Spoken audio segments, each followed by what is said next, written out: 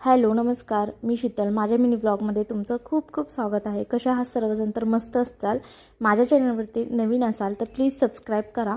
तर तुम्हाला इथे दिसत असेल तर मी कोबी खिसून घेतलेला आहे आणि त्याच्यामध्ये अद्रक आणि लसूण टाकून घेतलं.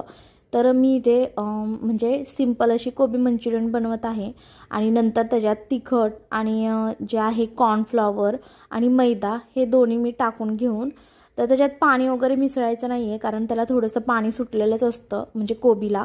तर त्याच्यामध्ये कॉर्नफ्लॉवर थोडंसं कमी आणि मैदा थोडा जास्त असं त्याचं मिश्रण म्हणजे टाकायचं आहे पीठ. आणि ते टाकून घेऊन नंतर आपण असं चांगलं त्याच्यामध्ये जेवढं बसेल तेवढं टाकायचं, पण क्वांटिटी मैद्याची जास्त आणि कॉर्नफ्लॉवरची कमी अशी घ्यायची.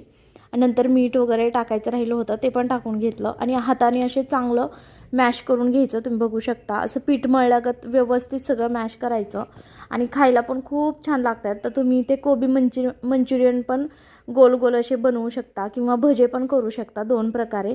तर मी ते गोल गोल राऊंडचे असं म्हणजे करून घेते गोल गोल आणि नंतर ते तळून वगैरे घ्यायचे. तर असे म्हणजे आपण ड्राय पण करू शकतो किंवा ग्रेव्ही पण करू शकतो, पण मी फक्त ड्राय करणार होते, मुलांना तशीच आवडते म्हणून. तर तुम्ही बघू शकता हे सगळे बॉल्स आहेत ते तळून घ्यायचे. छान क्रिस्पी लागतात आणि खूपच छान लागते, कारण की बाहेरची खाण्यापेक्षा घरी बनवलेली किती पण म्हणजे कधी पण चांगली, कारण की त्याच्यात कलर वगैरे नसतो. तर मी कलर वगैरे काहीच मिक्स केलेलं नाही आहे, त्याच्यामुळे ती हेल्दी पण आहे.